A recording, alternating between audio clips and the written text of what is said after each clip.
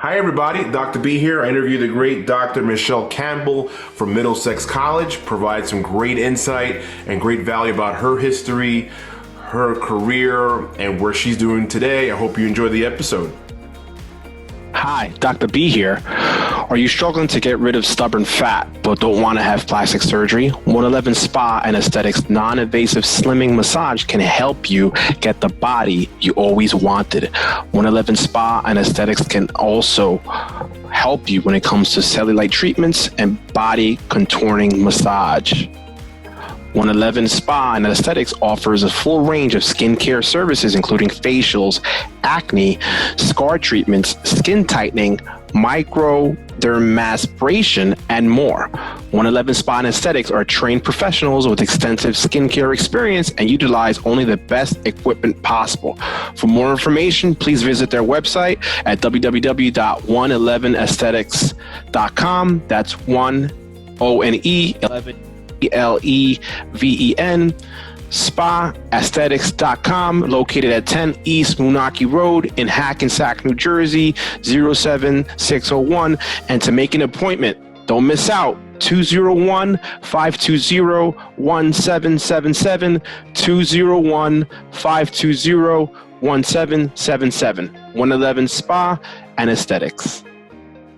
Hi, everyone. Dr. B here. Dr. B, welcome to the Dr. B Show, Season 4. I am your host, Dr. B. I'm here with the great Dr. Michelle Campbell from Middlesex College. Dr. Campbell, how are you? Good morning. Doing well. Thank you. Doing fantastic. Happy to be here today. Yes, for sure. Thank you. It's an honor to have you. Let's jump right into it. Tell everyone about yourself. Yeah. So, good morning, everyone. I feel very blessed and honored to be here today to spend time with Dr. Borja. So again, my name is Michelle Campbell. I currently serve as Vice President for Institutional Advancement at Middlesex College in Edison, New Jersey. I've been in this role for going on 5 years. It'll be 5 years in July. And, I've spent my entire career in higher education, 17 years and counting. And it's definitely where I'm supposed to be. It's what I've been meant to do. And in particular, love the two-year college setting and the community college and the mission of our institutions. Other than that, I'm a single mom of twin girls. They're 4 years old. They turned 4 in July, Harlow and Hazel. And I just recently finished my doctorate degree back in May. So that was a long Congratulations. journey. Welcome to the club. Yes. So I'm happy to be done with that and to check that one off my to-do list. There you go. Yeah, very important, right? Good. Which segues into my next question, right? And congrats on your twins. I have a daughter who's 6, and we went to a wrestling show last night, and she enjoyed it. So we'll see where that goes. Being a big wrestling fan.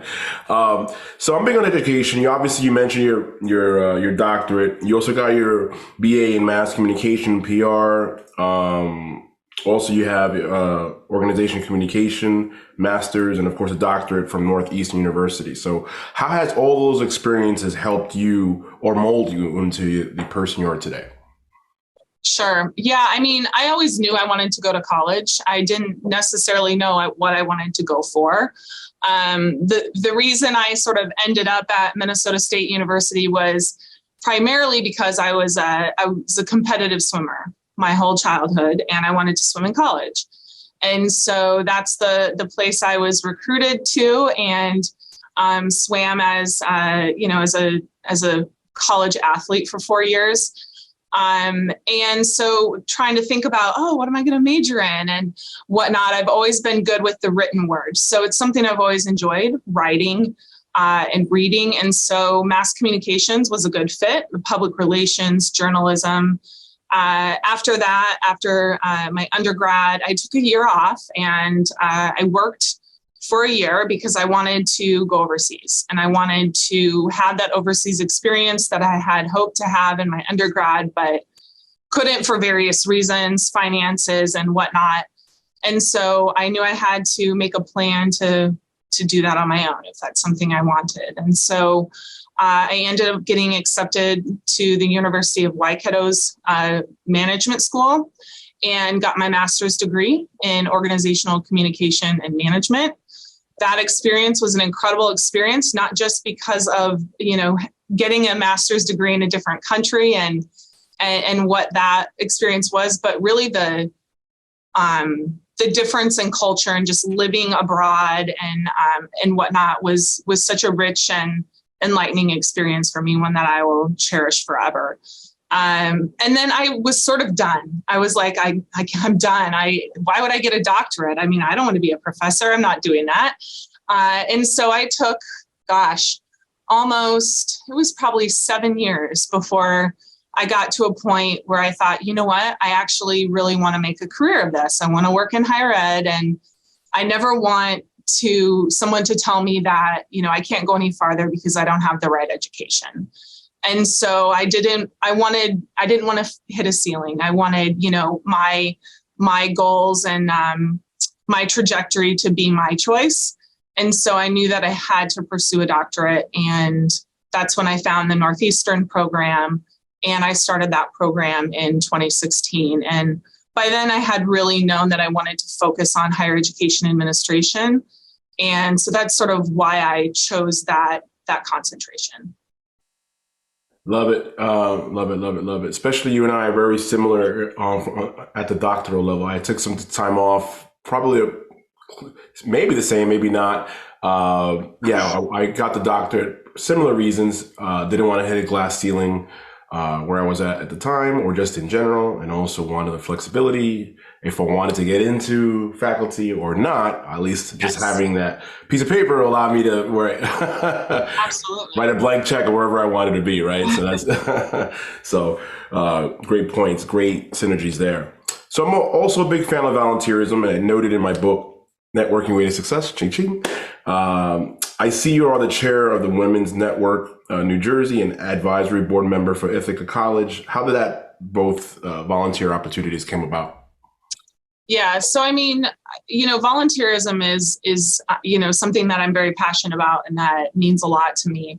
Early in my career, when I was just starting out and I had more time, I did a lot of volunteerism when I was living in San Diego, in Mexico. I also did some work in Guatemala. I've always tried to sort of, do those service projects, but also balance my volunteerism with, board service and other types of work. How, the opportunity with the AC Women's Network of New Jersey and Ithaca came about 4 years ago when I started this job here at Middlesex. One of my colleagues was terming off the board for ACE and recommended me as somebody that the executive board should consider for service. And so I went through that process of nomination and was accepted. And this past year and a half, have had the pleasure of serving as the chair of our board. ACE is an organization that I'm very involved in at the national level as well.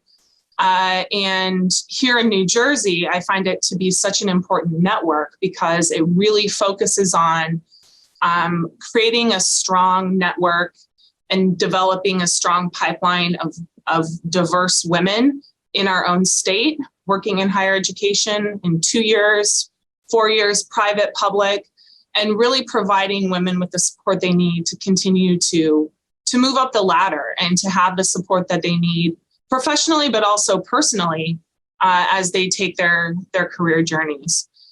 With regard to Ithaca, I think that opportunity came about probably because of my presence on LinkedIn and some of the work that I've done in the past from an advisory capacity and the other board service. And I did have a member of Ithaca College and the customer experience certificate program reach out to me for an interview to see if I would be a good match for their advisory board. So that's sort of how that one played out. Love it, love it, love it. Yeah, something similar happened to me as well in regards to how I got chosen for several advisory boards. But it's about you today, not about me. But the most important question, follow-up question is, why is volunteerism important in one's career? Like for me, if I didn't volunteer for this organization, the HBCSF, would it not open doors to Prosponica? which I'm the president of the New Jersey chapter, which would have never opened doors for the chamber, which I oversee the programming now. So how important do you think is volunteerism in one's career? I mean, to your point, it opens doors. It provides a space for networking from a different lens than, going to a business event and networking in that space.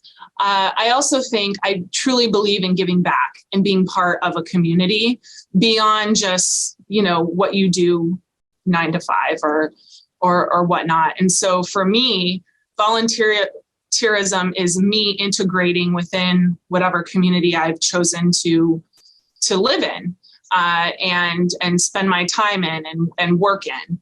And so that's sort of why I've kept it as a very important piece. I also think that volunteerism is a great way, and getting involved in the community with a number of different organizations and groups is a great way to understand the big picture and to connect the dots and see how you fit within a larger ecosystem, how these organizations do, and how perhaps your employer does.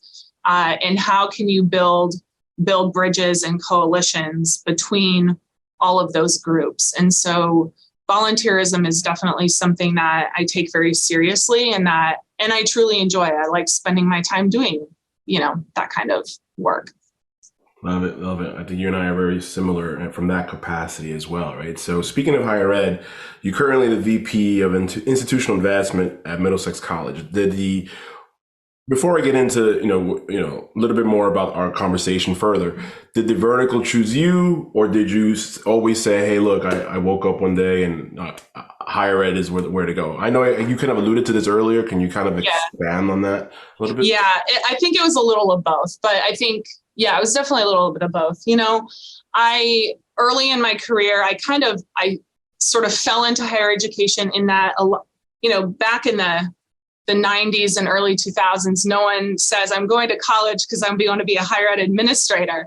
Maybe they want to be a professor and they say that, but beyond that, higher education doesn't do a great job of promoting itself as far as from a career perspective. And so in that regard, I think I did sort of fall into it because I kind of I went to college and I never left. I loved it so much. Loved my experience. I was like, hey, I can actually just stay on these campuses and not have to go to, a cubicle office in a corporate building. But there was a moment in my career when I was in in Seattle, where I did have sort of like an aha moment. Before taking this job here at Middlesex College, I was at an institution, also 2-year institution, in the Seattle area called Renton Technical College. And there was a period there before when I was transitioning between jobs at that institution. I had gotten a promotion, and between there, I left the institution very, very briefly. I had one of those times where I was like, do I really want to do this? I feel like I can do more. Maybe I need to make a change.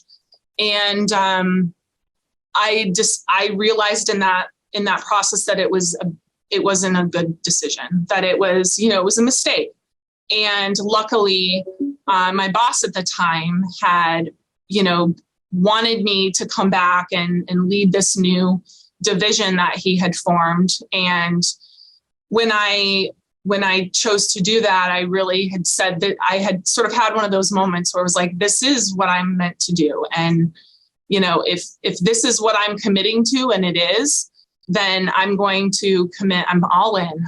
I'm all in. I'm going to have to, that's sort of when I sort of started thinking that, I'm going to have to get a doctorate degree because I know how this business is and I don't want to hit a ceiling, and so that sort of was the start of, this longer journey that I'm on, so to say. Love it. Love it. Do you want to promote your product or services to your target audience, but don't know how? Do you struggle with social media marketing and management? Do you have challenges with lead generation for your business online? Well, look no further. Get More Clicks Media helps with SMS, MMS, and email marketing. Also, social media marketing and management video marketing, lead generation, brand recognition, SEO, e-commerce, and website development. For more information, please visit getmoreclicksmedia.com. That's getmoreclicksmedia.com. Speaking of your journey, I know Middlesex College is going through a transition, or has gone through a transition from a community college to, I guess, a formal college. Can you kind of elaborate on that a little bit, or what's happening? Yes. So actually, 2 years ago, well, about 2 years ago, come this January, it will have been 2 years. We were previously Middlesex County College. We went through a whole process of essentially rebranding, reimagining ourselves. And with that, we did not change our mission. We still have the same mission. We still serve the same student population. We still serve the county of Middlesex and beyond. And we're still a 2-year community college. But what came out of that sort of market research and whatnot was that our community, external but also internal, including alums, students, partners, donors, faculty, staff, that we should change our name. That, the county, in our word, was really holding us back. That, when people come to our institution and they come to our campus physically, there's so much beyond those gates on Woodbridge Avenue that people don't see until they drive in. And in order to position ourselves, the way that our community needs us, honestly, and economically, what our business community and our region need from us moving forward, but also the way we need to serve students and support faculty and whatnot in the future, we needed to make this shift to become Middlesex College. And to do a full rebrand. And so that's what we've done. And it's been a very positive experience to date. It was a very inclusive process. So I think that absolutely helps, is to ensure that you're including all of the voices of everybody that truly has a say in who you are and who you hope to be. And so it's been a transformative experience for the institution. Love it. I'm about transformation. I like Transformers. As a kid. Now, speaking of transformation, I also wanted to read this stat to you, and I said it to you in advance. I wanted to give you time to think about it. Being a Latino, trying to be a role model myself, and first in my family, in my household, to get a college degree. First in my family to get an MBA. Others have come after me, thank God. And then only one with a doctor at the moment, right? So quick stat, I wanted to read it to you. So nationally, Latino, this is from the New Jersey Excelencia in Education, right? Nationally, Latino student enrollment and degrees completions continue to increase. However, different patterns emerge within each state. For example, at a 4-year institution, Latino students in New Jersey graduate at a higher rate than Latinos nationally. However, New Jersey lags in Latino degree completion overall degree attainment, right? So degrees attainment for Latino students between 2017 and 2018, just to get it, it's a couple of years old, but just to get a gauge. In New Jersey, 27% of Latino adults 25 and older have earned an associate's degree versus 52% of white adults, right? So what do you think we could do as a state? I know we're not solving it today and on this podcast, but what do you think, in your opinion, we could do as a state to assist more Latinos, push them through the finish line or get into the finish line? Yeah, I'm thank you for asking that question. And thank you for sharing your story to success, because it's one that's very important to tell and for our students to hear that, they do belong here and they should be here and we're here for them. So this is it's obviously a national issue. Yeah. It's an ongoing, important aspect of what we do.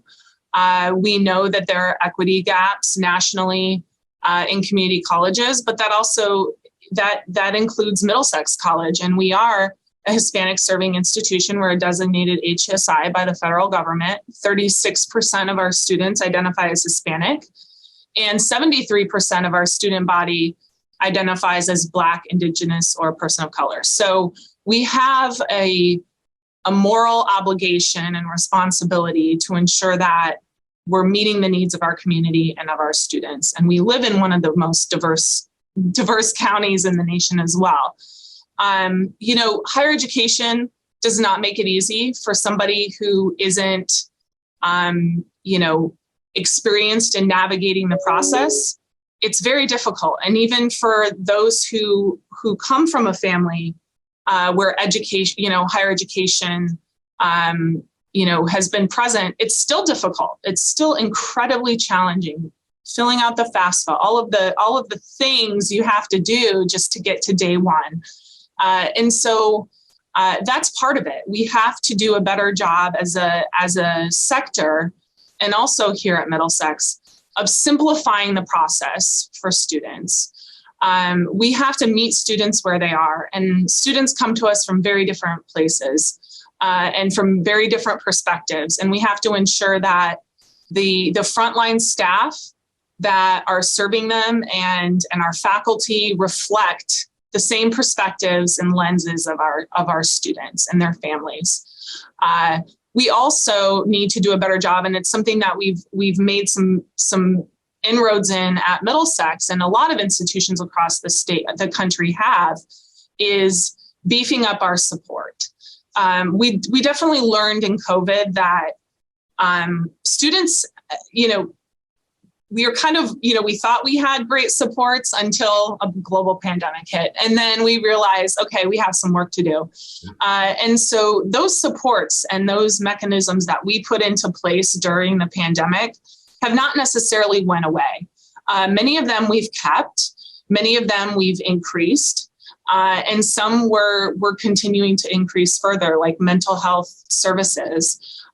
We have community resource hubs and food pantries on all 3 of our campuses now, which we didn't have previous to COVID, and really ensuring that we can understand a student's perspective and the challenges that they're facing beyond just paying for college and tuition.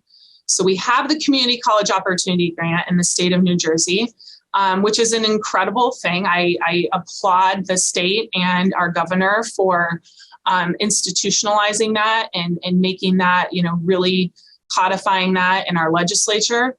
That has, it's been tremendous for the institution and for our students. But students have and families have needs beyond tuition and fees. We know they have families, they have kids, they're struggling with homelessness and so on and so forth. And so these are all issues that we do have to address. And we have to think strategically and creatively about how we can tackle those issues. And I do believe that, going back to your question about volunteerism and the importance of community, is these are really big challenges. And in order to solve them, we need to be thinking more globally as far as how do we partner with organizations that address homelessness very well. That's what they do. How do we partner with this organization that focuses on mental health and whatnot, so that, we can create sort of an environment where students beyond their journey here at our institution have the resources they need to continue to move forward in their life. Great point in regards to the support. Yeah. And the pandemic kind of exposed that even more, right? The need for that absolutely support. And I agree with you regarding the process, because I have my stepdaughter is a junior in high school, and then she's overwhelmed already with the FAFSA and application. Yes. So I have to help her do it, right? Right. But if it wasn't, I have the experience, but if I didn't have the experience, then, she'd be stuck, right? It's a challenge. It's a huge challenge. Even going through that process for my doctorate, I was like, this is so crazy. I need all this stuff. You need all this information. I don't even know where that, it's an eye opener. And to not have anybody that knows that you can lean on. I mean, we do have to do a better job and we are doing some great stuff in the high schools here in the county to essentially having FAFSA nights for seniors and juniors and their families to help walk them through that process.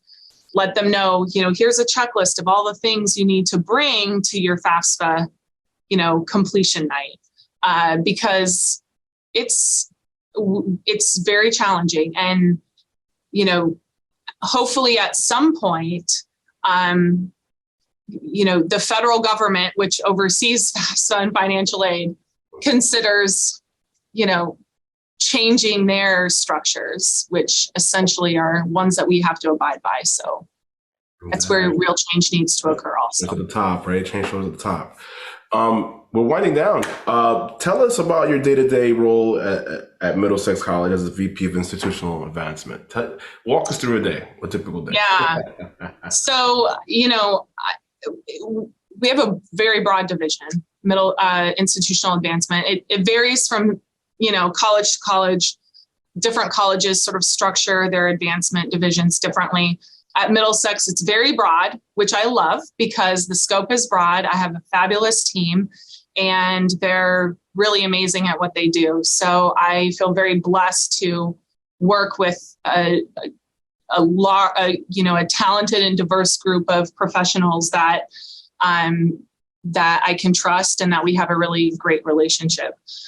So our division, advancement division, includes several areas. It includes marketing and communications and public relations. We have a web development team, media services and events management. We also have a print shop on campus that we operate. Workforce development and lifelong learning, which includes our early learning center and our large camp Middlesex, which is our youth camp in the summer that we offer. So that's part of the division. The college's foundation is part of our division, and alumni relations. I do government relations work, which I love. I love, working with my boss and the executive team on those initiatives. And then, the grants office and our two satellite locations. So we have two centers located in the cities of Perth Amboy and New Brunswick. So it's a very large division. But it's wonderful. I never do the same thing twice. From a day to day, I'm in a lot of meetings. So meetings are a lot of what I do. I would say I can sort of boil down the three broad tasks that kind of encompass everything. And obviously planning is a big thing. Strategy and planning is something I do a lot of.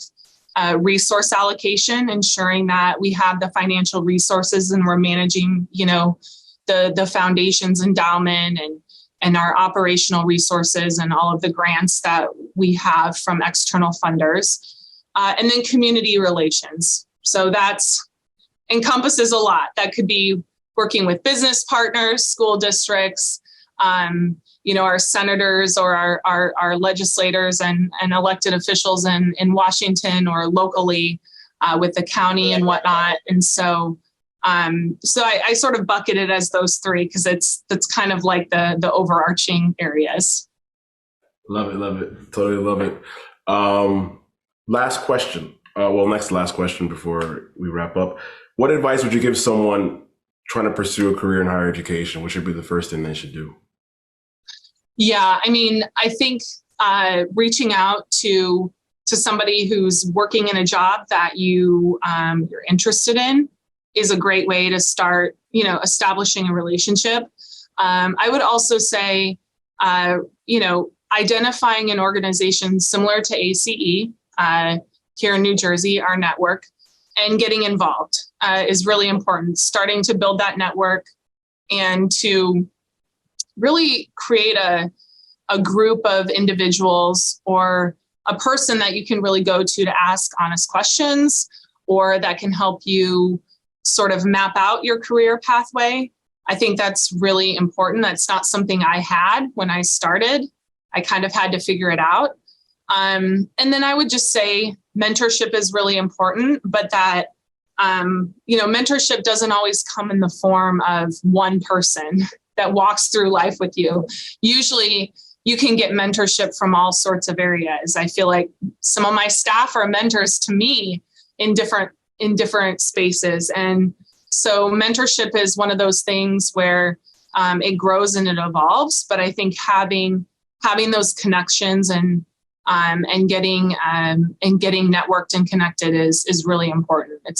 We're a small community. I mean, there's lots of, colleges and universities across this country and worldwide. But as you sort of find yourself working in this space, you realize that there's about 2 degrees separation between you and somebody that, knows you or knows somebody that you know. So it is a tight network. And so that networking and that relationship building is really important.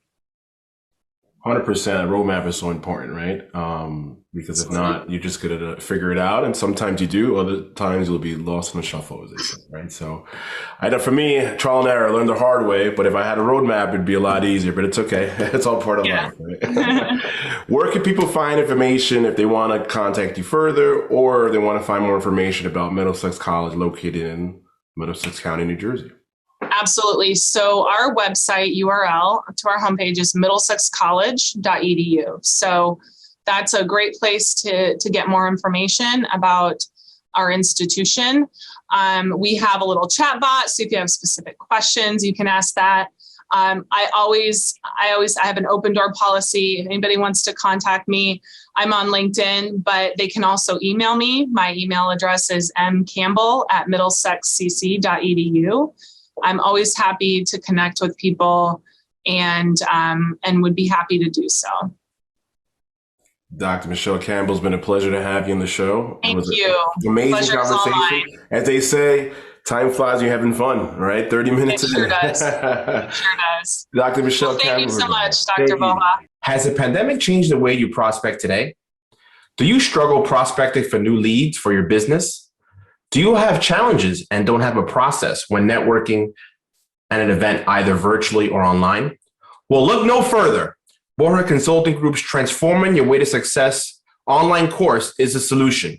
In this 8-week intensive course, you will go from networking novice to networking guru. As a bonus, 2 coaching sessions with Dr. Jairo Borja himself are now included in the course. Don't miss this amazing opportunity to transform your pipeline, increase quality leads, close more deals, and transform your way to success. For more information, please visit our website, www.borjaconsultinggroup.com. That's www.borjaconsultinggroup.com.